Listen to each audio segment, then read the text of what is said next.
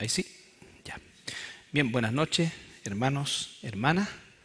Vamos a continuar con el estudio de los atributos de Dios y comenzamos a ver la semana pasada los atributos comunicables. Recuerden que los atributos comunicables como definición son aquellos que tienen cierta analogía con nosotros los seres humanos. Vale decir que nosotros podemos entenderlos hasta cierto punto y todo ser humano, por ejemplo, tiene algo de amor, de bondad, de justicia. Existe eso en nosotros. Ahora, como cristianos, obviamente estos atributos tienen que ser cambiados, estas características tienen que ser cambiadas conforme a lo que Dios dice respecto al amor, la bondad, la justicia. Es decir, desaprendemos y volvemos a aprender. ¿Ya? Bueno, yo quería hacer una pregunta primero, porque estamos entrando a una temática bien importante del estudio. Llevamos varias semanas estudiando teología sistemática, varias semanas, ¿no es cierto?, en realidad un par de meses ya. Y la pregunta es, si alguien pudiera decir qué es lo que es la teología sistemática y más o menos para qué sirve, en sus propias palabras y sin una definición teológica al respecto.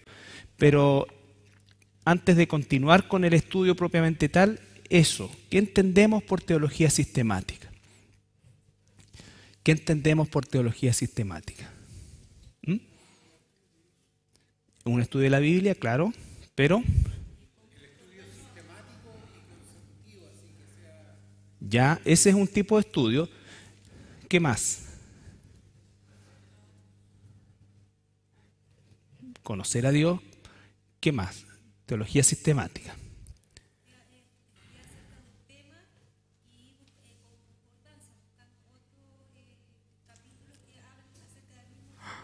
Exacto. Muy bien. La teología sistemática, en esas palabras, perfecto, ¿no es cierto?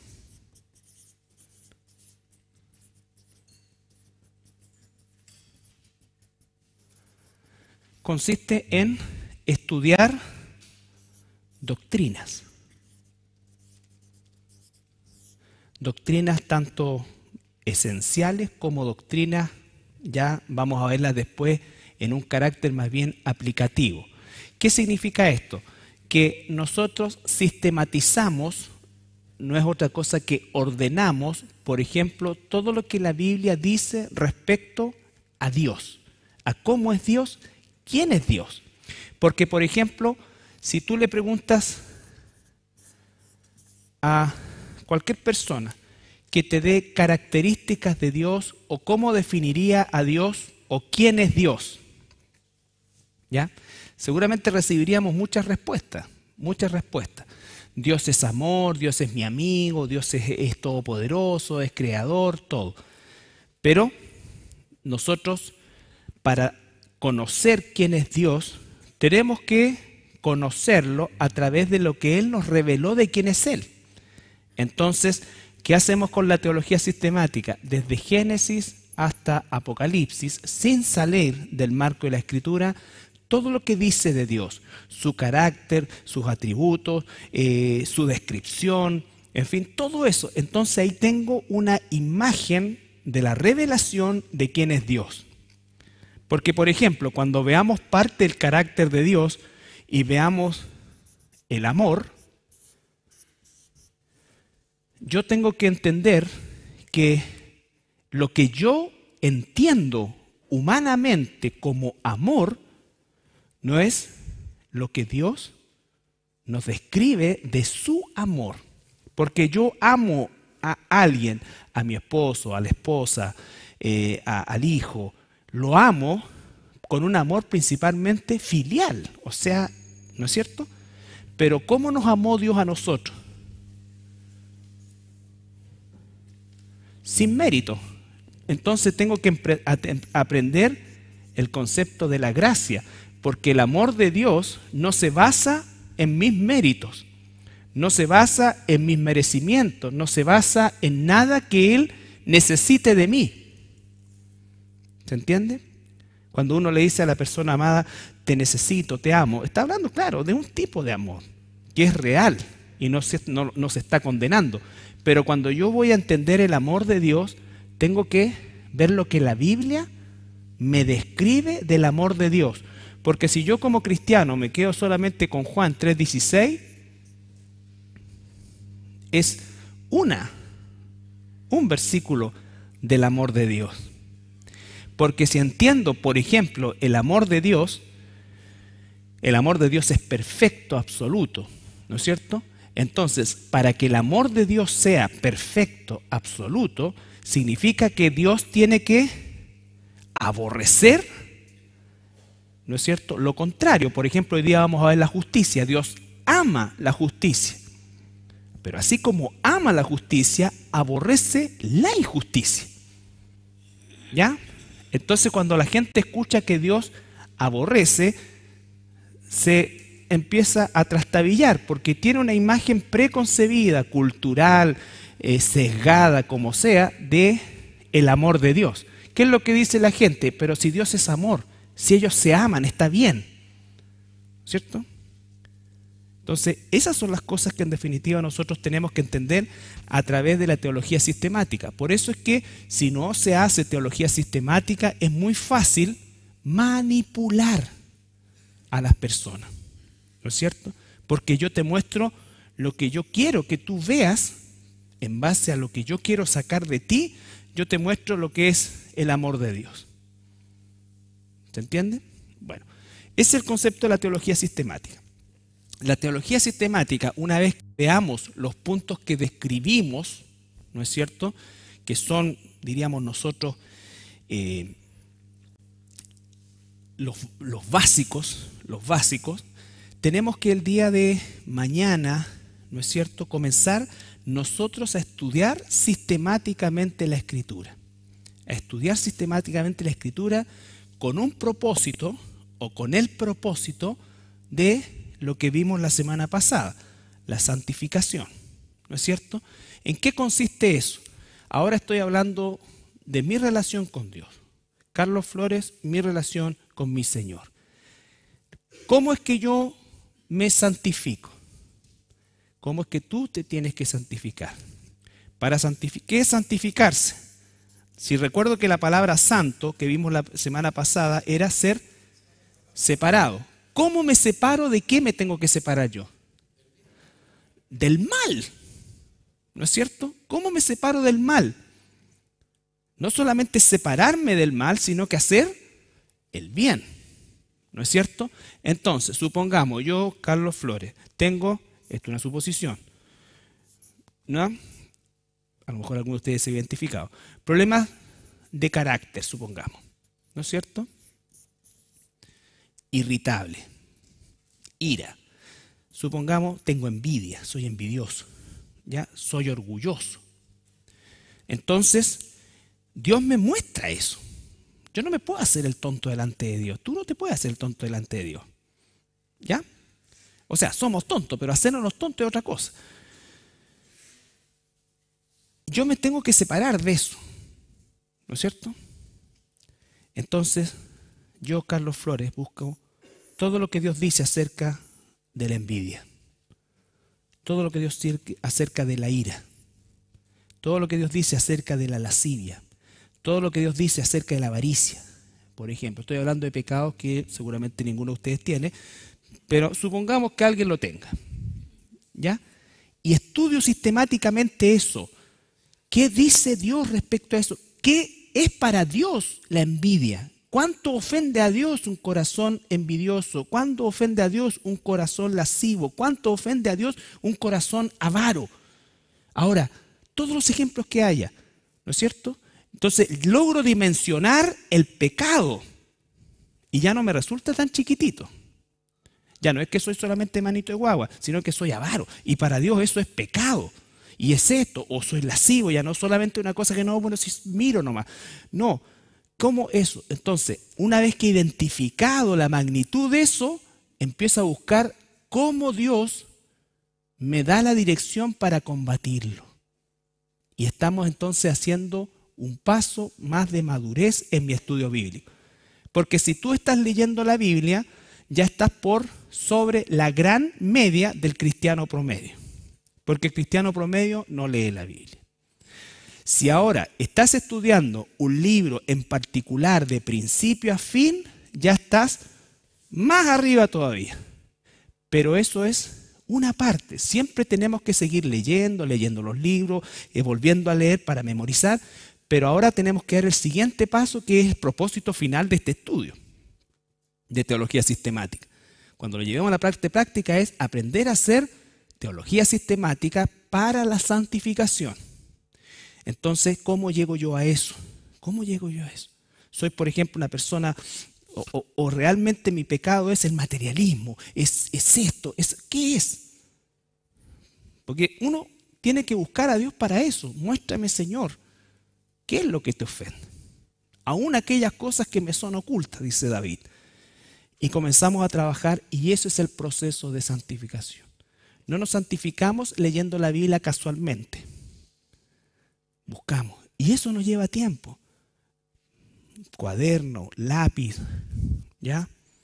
Anotar, buscar, orar.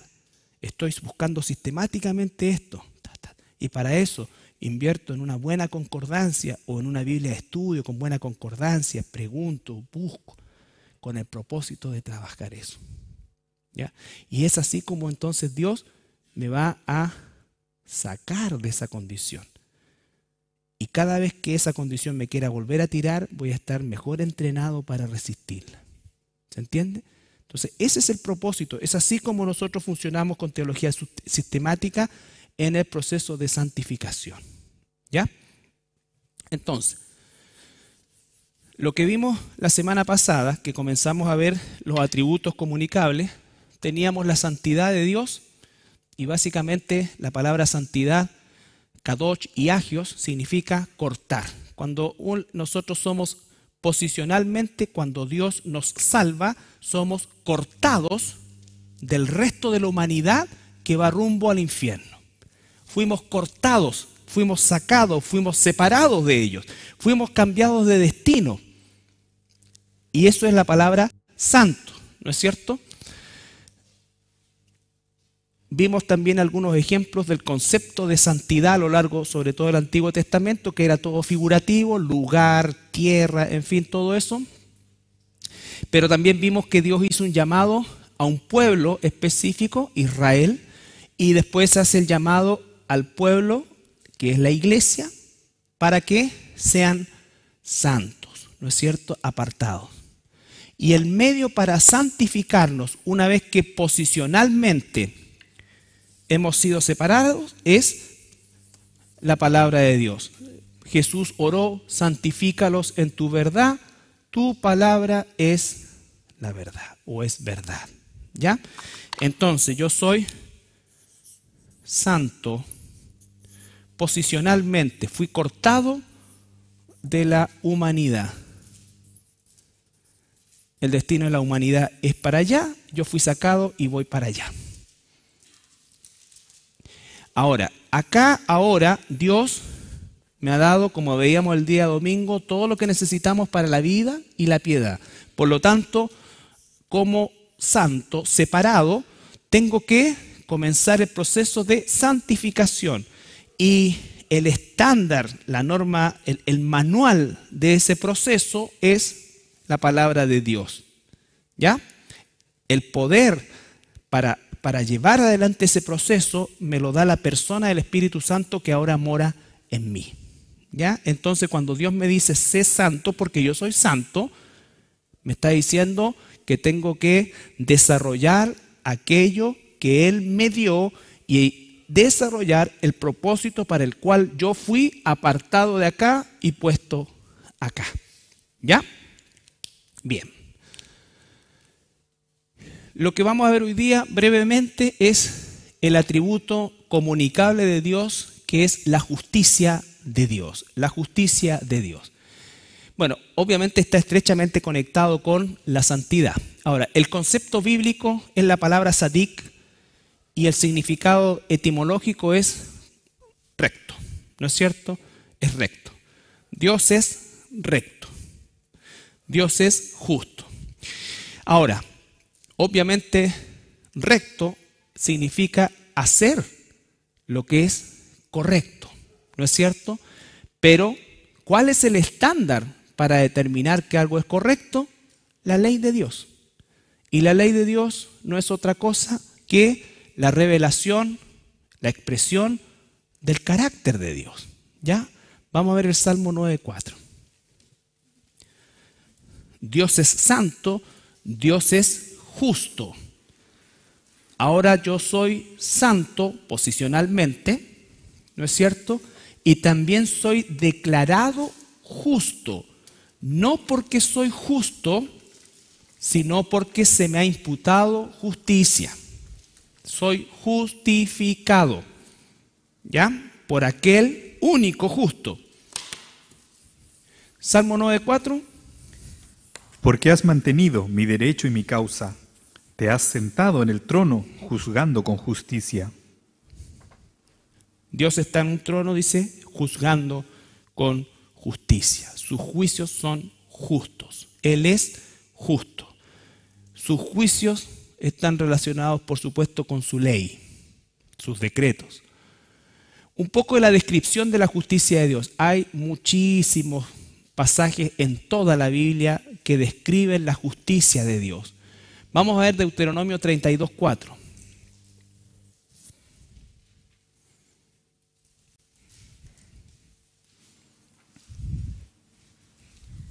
Él es la roca, cuya obra es perfecta, porque todos sus caminos son rectitud. Dios de verdad y sin ninguna iniquidad en él, es justo y recto. Por ejemplo, ahí tenemos una cosa para estudiar teología sistemática. Cuando nosotros vemos el concepto roca, ¿a quién lo relacionamos? No, ¿a quién? A Cristo, ¿no es cierto? Cristo, Él es la roca, ¿no es cierto? La roca o la piedra que los constructores desecharon. Por lo tanto, está hablando también Cristo, Jesús, Dios, el Padre, el Espíritu Santo, Dios. Por lo tanto, cuando existe, por ejemplo, ese pasaje en Mateo 16, que dice, y tú eres Pedro, y sobre esta roca edificaré la iglesia, si tengo 50 versículos, por decir una cosa, que hablan de que Jesús es la roca, y tengo uno que aparentemente dice que Pedro es la roca, aparentemente, no puedo yo sacar la doctrina católica romana de que Pedro es la roca por un versículo, teniendo todos estos versículos en que la roca es Cristo, ¿ya? Y los versículos en que la roca es Cristo, algunos están en forma, directa y en otros en forma indirecta, pero siempre es Cristo. Entonces, ahí es cuando uno dice, bueno, voy al idioma original y profundizo un poco más porque aquí no hay un error.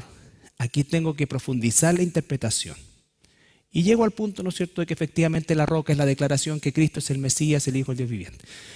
Pero así más o menos es el tema de la teología sistemática. ¿Qué nos dice acá? Que Él es la roca, que es recto, que es justo. Todos sus juicios son rectos, son justos. ¿Ya? Su justicia es perfecta. El Salmo 11:7. Salmo 11:7.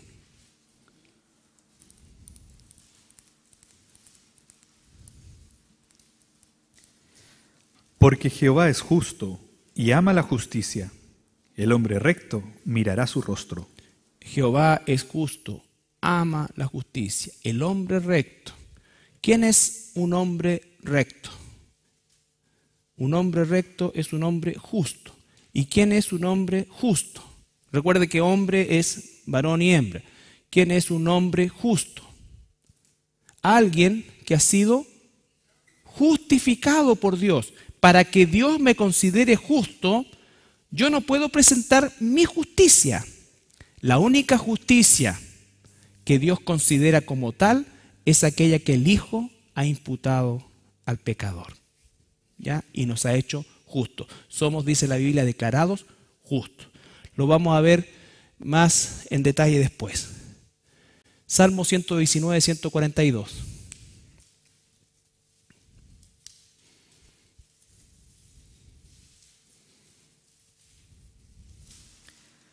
Tu justicia es justicia eterna y tu ley la verdad. Tu justicia es justicia eterna. Dios es justo de la eternidad pasada y todo. Nunca no ha sido justo. ¿Ya? Eterna, eterna, recta. Veamos, saltemos a Apocalipsis 15:3. Después vemos Isaías.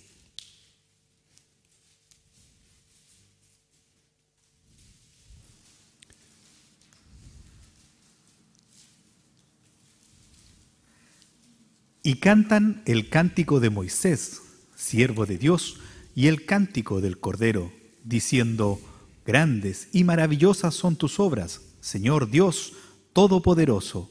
Justos y verdaderos son tus caminos, Rey de los santos. Ya, ese cántico de Moisés lo cantarán en el futuro los ángeles adorando a Jesús, ¿no es cierto? Pero ese cántico de Moisés fue cantado por el mismo Moisés y Miriam, su hermana, nos describe el libro de los Éxodos, 3000 años antes, ¿ya? 3000 años antes de Cristo, es decir, casi 5000 años de nosotros. ¿Qué es lo que está diciendo eso?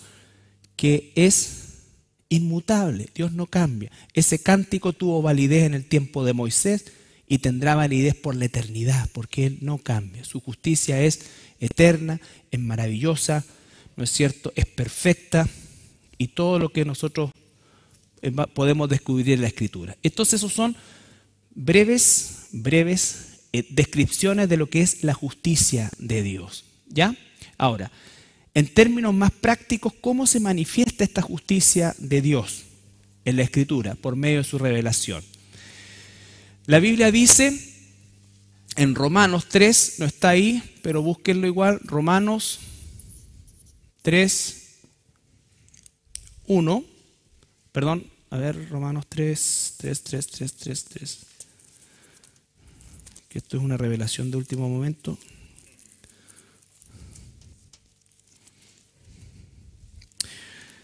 Romanos 3:9. Romanos 3:9. Romanos 3:9.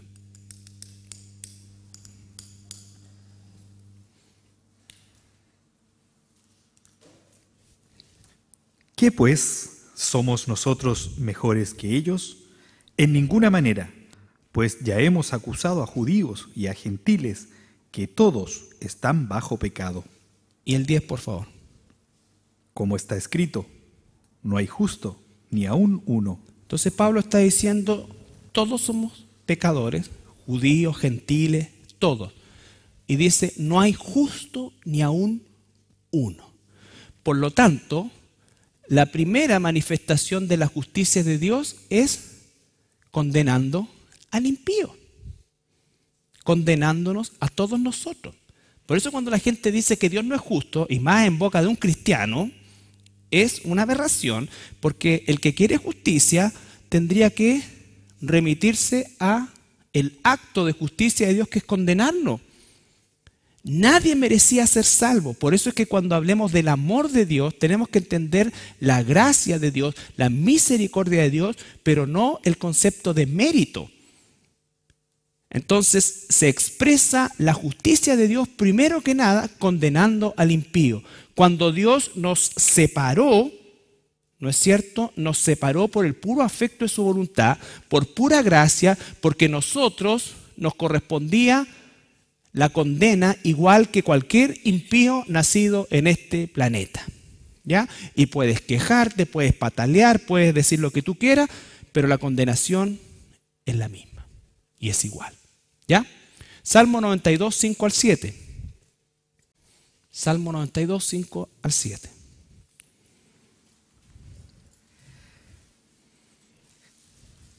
Cuán grandes son tus obras, oh Jehová, muy profundos son tus pensamientos. El hombre necio no sabe, y el insensato no entiende esto. Cuando brotan los impíos como la hierba, y florecen todos los que hacen inequidad, es para ser destruidos eternamente. Brotan los impíos, hacen iniquidad, y brotan ¿para qué? Para ser destruidos eternamente. ¿Ya? Filipenses 1, 27, 28. No hay justo ni aun uno. Primera expresión de justicia, condenar al impío. Solamente que os comportéis como es digno del Evangelio de Cristo, para que, o sea que vaya a veros, o que esté ausente, oiga de vosotros que estáis firmes en un mismo espíritu, combatiendo unánimes por la fe del Evangelio, y en nada intimidados por los que se oponen, que para ellos ciertamente es indicio de perdición, mas para vosotros de salvación, y esto de Dios. Ya, entonces expresa su justicia y nos dice: no estén amedrentados con los que van a ser condenados. La justicia de Dios se manifiesta condenando al impío, pero también la justicia de Dios se manifiesta perdonando, y ahí está lo más grande y maravilloso, en Cristo al arrepentido. ¿No es cierto? Primera de Juan 1:9.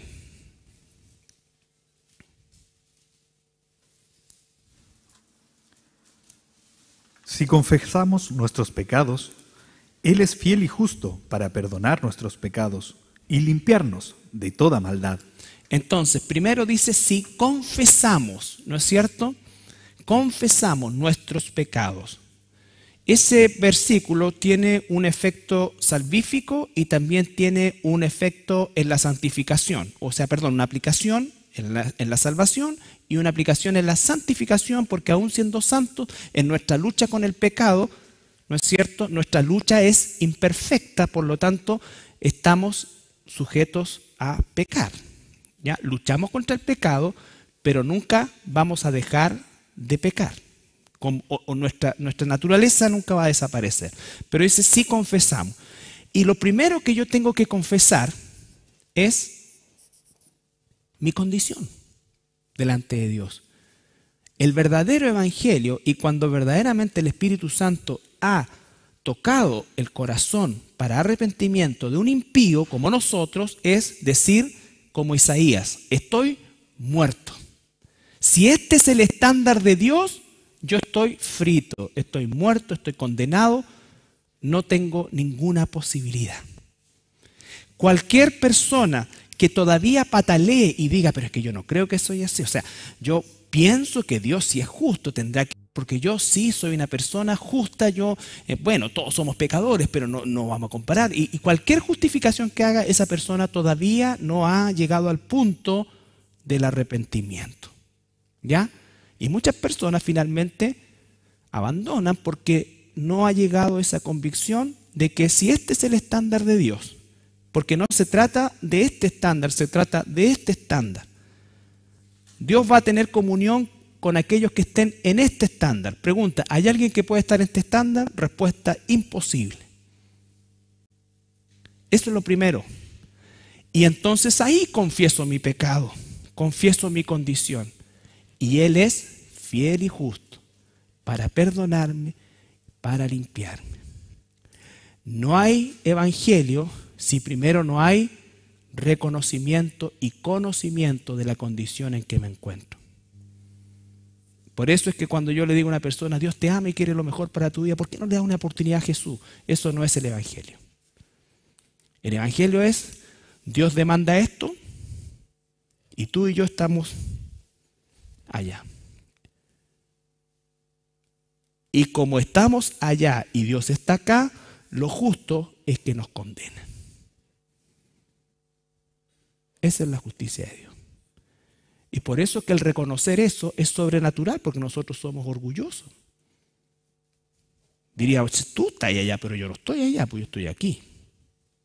Y si hay un Dios justo, como alguien me dice, si hay alguien justo allá arriba, tendrá que ver mi vida. Bueno, de hecho la va a ver, pero en el tribunal de Cristo. Va a abrir tu libro y lo único que ahí viene es la condenación. Ahí todos están culpables, todos están condenados. Entonces, el orgullo, la autosuficiencia y todas esas cosas caen cuando nosotros realmente confesamos nuestros pecados y reconocemos sobrenaturalmente nuestra condición. Por eso es que Nicodemo, recuerdan, Nicodemo y Jesús, Rabí, no le dijo hijo de Dios nada, le dijo Rabí, le dijo sabemos que vienes de Dios, no le dijo sabemos que eres Dios, siempre ahí. Y Jesús, ¿qué le dijo? Tú tienes que nacer de nuevo. Tú nunca vas a reconocer que yo soy Dios. Tú nunca vas a reconocer que estás muerto espiritualmente. Si el Espíritu Santo no viene sobre ti, tú tienes que nacer de nuevo. ¿Ya? Entonces, ese perdón en Cristo es lo único que nos hace a nosotros justos delante de Él. Vamos a ver, no está ahí, pero veamos Romanos capítulo 3.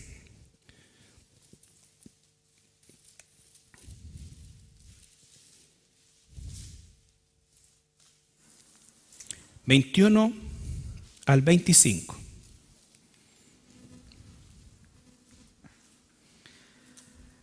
Pero ahora, aparte de la ley, se ha manifestado la justicia de Dios, testificada por la ley y por los profetas. Escuchen, pero ahora, aparte de la ley, recuerden que la ley no fue dada para justificarnos, la ley fue dada para condenarnos, pero no porque la ley es mala, porque la ley exponía nuestro pecado. Porque dice Pablo, yo no sabía lo que era robar hasta que la ley me dijo no robar. ¿Ya? Entonces, ahora, aparte de la ley, tampoco la ley ha sido abolida, la ley ha sido cumplida. Dios no borró la ley, Dios cumplió en Cristo la ley. La ley está vigente, pero ya no a la forma antigua, sino que está vigente, cumplida en Cristo. ¿Ya? Por eso es que los rituales y todo eso terminó, pero no porque fue abolido, sino porque se cumplió en Cristo. Entonces la perfecta ley es Cristo. Pero ahora, aparte de la ley, se ha manifestado la justicia de Dios, testificada por medio de la fe en Jesucristo. El 21, pero ahora aparte de la ley. Se ha manifestado la justicia de Dios, testificada por la ley y por los profetas. La ley y los profetas hablaron la ley de Dios, pero la ley sin Cristo condena. Ahora, la justicia de Dios por medio de la fe en Jesucristo, para todos los que creen en Él, porque no hay diferencia. Logramos ver lo que significa esto, la justicia de Dios por medio de la fe en Jesucristo. Jesucristo cumplió la ley perfecta, porque Jesús no solo murió por nosotros, sino que también vivió por nosotros, vivió una vida perfecta sin violar una sola tilde de la ley, de manera tal que la ley fuera cumplida 100% en Él, ¿no es cierto?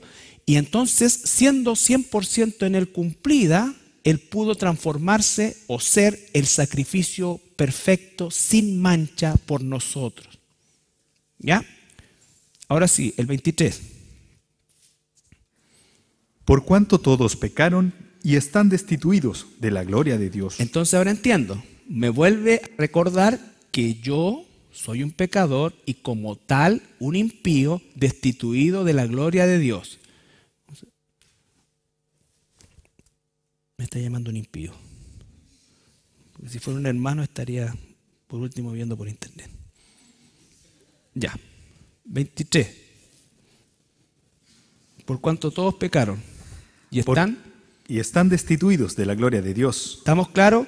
La ley para mostrarnos el pecado, la justicia de Dios en Cristo Jesús, somos pecadores y ahora viene lo maravilloso. Siendo justificados gratuitamente por su gracia. Ahora puedo entender mejor eso. Siendo justificado gratuitamente, por su gracia. Gracia, favor inmerecido, todo lo que eso, vamos a hablarlo más en profundidad. Entonces, cuando dice que Dios me ha amado, Dios me amó con gracia. Dios no podía amarme por mérito, porque no lo tenía. Porque Dios, el único, entre comillas, sentimiento que tenía hacia mí era aborrecerme.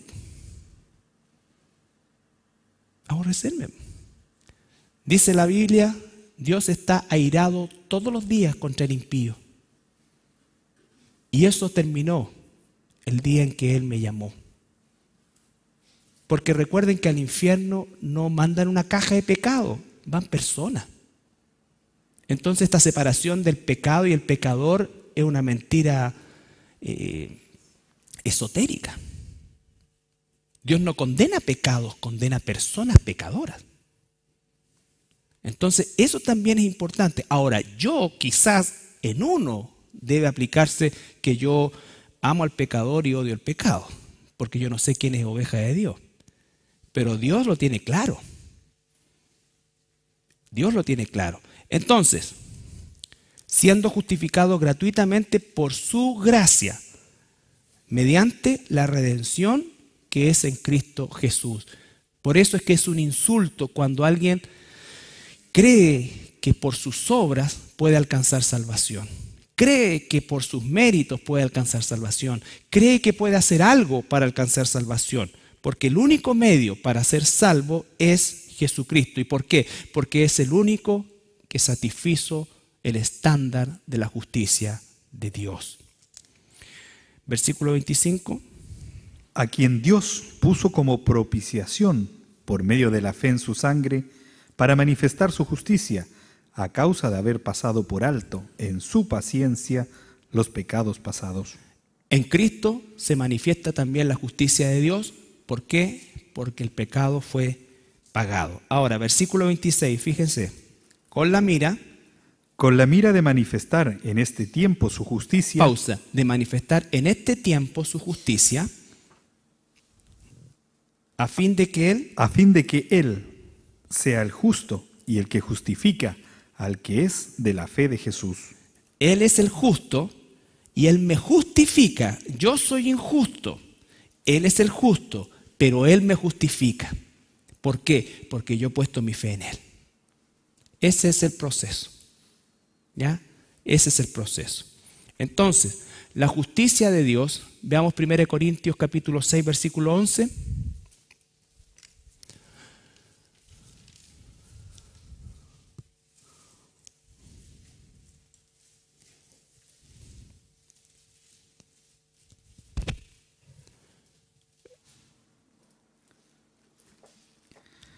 Y esto erais algunos, mas ya habéis sido lavados, ya habéis sido santificados, ya habéis sido justificados en el nombre del Señor Jesús y por el Espíritu de nuestro Dios. Recuerden que todo ese pasaje dice y que los idólatras, todo, y nombra una serie de pecados, no heredarán el reino de los cielos. ¿No es cierto? Y esto erais algunos de vosotros. ¿Por qué? Porque cuando yo verdaderamente he nacido de nuevo, dejé de ser eso. Ahora tengo que luchar contra el pecado para no vivir en aquello de lo cual fui liberado. Fui liberado de este vicio, de esta corrupción, de esta maldad. Ahora tengo el poder de Dios por medio del Espíritu Santo y su palabra, ¿de qué? De vivir conforme a la voluntad y la justicia de Dios, para no volver a ser esclavo de aquello que Dios me sacó. Y si vuelvo mucho y no vuelvo nunca más para acá y sigo acá, significa que nunca fui cambiado. Y ahí viene el proverbio que dice la palabra, el perro vuelve a su vómito. ¿No es cierto? Porque la única forma de que te guste tu vómito, a no ser que tenga muchos cables sueltos, es la naturaleza de perro. ¿Qué tendría que pasar? El perro tendría que dejar de ser perro. Entonces, nosotros ya dejamos de ser eso. Ya no tenemos que volver a eso. Ya no debemos volver a eso. Ya podemos no volver a eso. Antes estábamos esclavizados con eso, no había forma. Pero ahora en Cristo tenemos el poder. La justicia de Cristo expresada la vimos acá, ¿no es cierto?, de manera salvífica. Vamos a ver Romanos 5, 1, 2.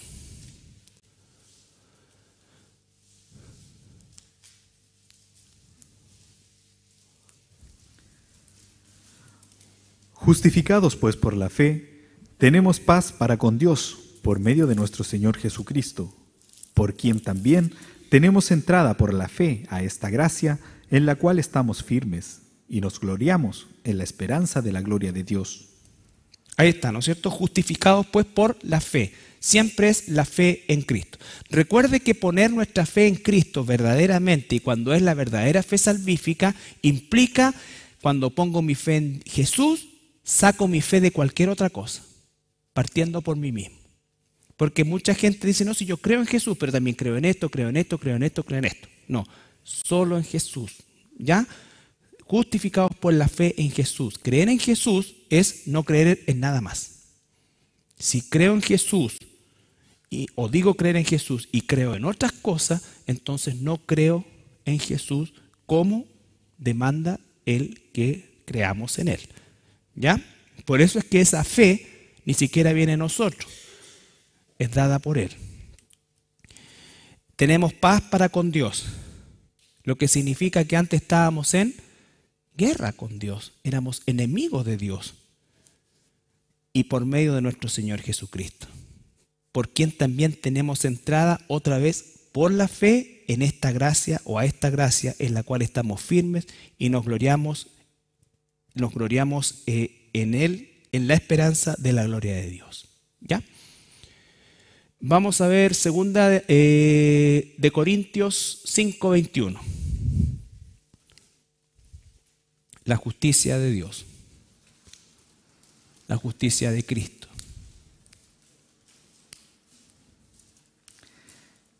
Al que no conoció pecado, por nosotros lo hizo pecado, para que nosotros fuésemos hechos justicia de Dios en Él. En Él, ¿no es cierto? Al que no conoció pecado, nuestro Señor Jesucristo, por nosotros lo hizo pecado, para que nosotros fuésemos hechos justicia de Dios, no justicia propia, justicia de Dios en Él. El que tiene al Hijo tiene la vida, el que no tiene al Hijo no tiene la vida. ¿Ya?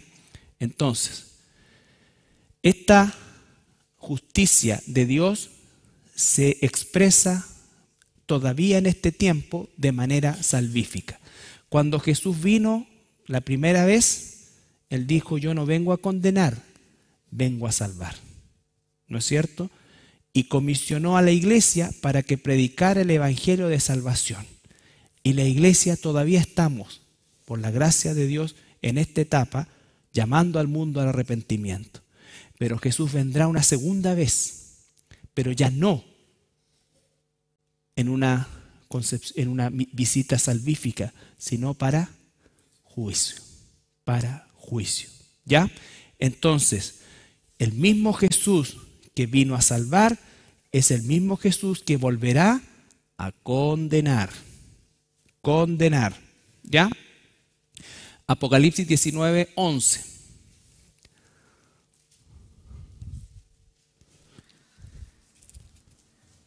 Entonces vi el cielo abierto, y he aquí un caballo blanco, y el que lo montaba se llamaba Fiel y Verdadero, y con justicia juzga y pelea.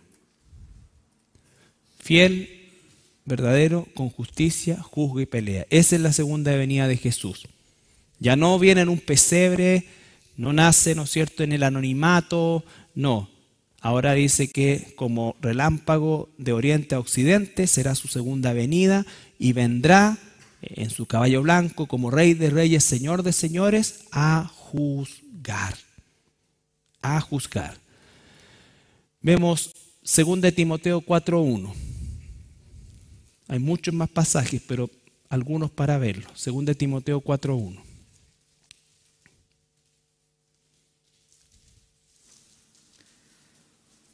Te encarezco delante de Dios y del Señor Jesucristo, que juzgará a los vivos y a los muertos en su manifestación y en su reino. Juzgará a los que estén vivos en ese tiempo. Recuerdan cuando vimos el estudio de Apocalipsis, el juicio de las ovejas y los cabritos. Todos los que sobrevivían al milenio, algunos millones que sobrevivían al milenio, Dios va a hacer un juicio que según la Escritura va a durar cerca de 45 días y va a separar los que son ovejas de los que son cabritos. Esos quedaron vivos, pero también va a juzgar a los que murieron. ¿Ya? Dios es quien juzga. Juan 5:22. volverá a juzgar. Hoy es tiempo de salvación, hoy es tiempo de arrepentimiento. Llegará el día en que el Señor quitará su gracia y entonces operará el juicio. Por eso es que dice que en el trono blanco, al final del tiempo, en el gran trono blanco ya todos están de pie, porque ya ni siquiera es tiempo de ponerse de rodillas. ¿Ya? Es el tiempo que nos paramos. Es exactamente igual que en cualquier tribunal, el juez dice, de pie el acusado, y le leen ¿qué cosa? Su sentencia.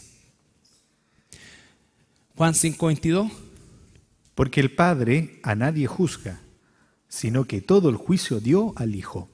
El Padre a nadie juzga, todo el juicio del Hijo. O sea, eso es para ratificar que Jesús es Dios. Jesús es Dios. Los judíos se espantaban porque Jesús perdonaba pecados, porque según ellos, y bien decían, solo Dios puede perdonar pecados. El tema es que ellos no creían que Jesús era Dios. Solo Dios condena, Jesús es Dios. Solo Dios puede dar vida, Jesús da vida. Solo Dios puede quitar la vida, Jesús quita la vida. ¿Ya? Entonces, ¿qué vamos a ver la próxima semana? Porque esto es más o menos el marco teórico de la justicia de Dios, por así decir. Pero lo que vamos a ver la próxima semana es la justicia como fruto del Espíritu. Es decir, cómo yo ahora, como hijo de Dios, que he sido santo, que soy santo, cortado de acá, del destino de la humanidad impía, soy cortado no por mérito, sino por gracia. Soy justificado delante del Padre. El estar justificado, ¿cuál es el efecto más grande que tiene en nosotros? Ya somos salvos, santos, salvos, pero la justicia nos quiere transformar bien. Pero ¿qué es lo que permite la justicia? ¿Qué pasaba en el tabernáculo cuando en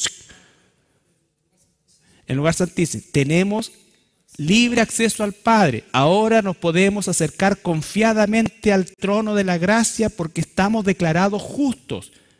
Porque quien no está justificado por Dios no puede entrar en la presencia de Dios, nunca jamás. Entonces ahora podemos nosotros entrar confiadamente en la presencia de Dios.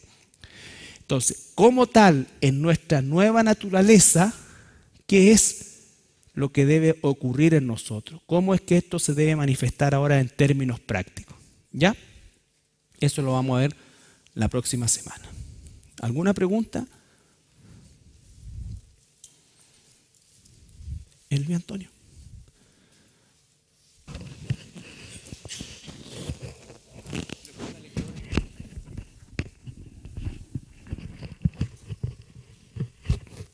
¿Alguna pregunta? ¿No? Ok. Ya. Oremos entonces. Señor, buenas noches. Padre, muchas gracias, Señor, una vez más por estar acá. Señor, es tan tremenda esta verdad, es tan tremenda, Señor, tu palabra que nos conmueve, Señor, que nos impacta. Saber, Señor, que somos salvos sin merecerlo, Señor, que hemos sido justificados por medio tuyo, Jesús, por tu gran sacrificio, Señor, y solamente por el hecho de tu voluntad, Jesús, nada más, sin ser dignos, sin ser merecedores de nada. Es una gran alegría y gran gozo también saber que somos libres, Señor, y justificados por ti. Muchas gracias, Padre. Te pedimos, Señor, que tu palabra podamos rumiarla una y otra vez, Señor, caminar en ella, recordarla en cada momento, para ser agradecidos, para que nuestro corazón siempre te alabe y te bendiga, Señor, en agradecimiento a esta gran verdad, Señor. Te pedimos también por los hermanos que nos ven por internet, Señor, para que también tu palabra los alcance a ellos y puedan disfrutar y gozar, Señor, de esta gran verdad. Guíanos y acompáñanos de vuelta a nuestra casa, Jesús, y oramos en tu precioso nombre, Señor. Amén.